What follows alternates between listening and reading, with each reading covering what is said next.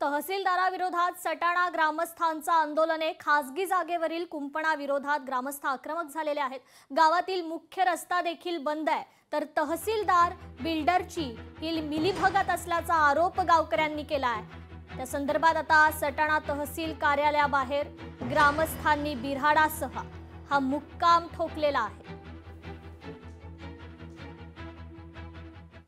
च्या कॉलनीचे रस्ते बंद केले, त्या संदर्भात सन्माननीय तहसीलदार महोदयांनी एक बैठक नियोजित केली होती, जी बैठक पूर्णपणे निष्फळ ठरली आहे।